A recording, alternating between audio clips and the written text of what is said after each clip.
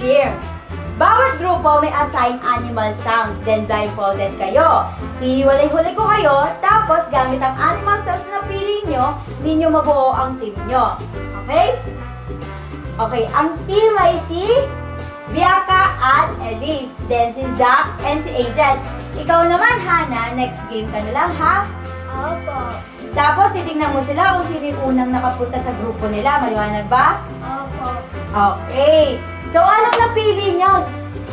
Meow meow po. Wow. Kayo naman, team? Ow. Aw. So, ready na ba kayo? Opo. So, simulan na natin. Suot nyo na.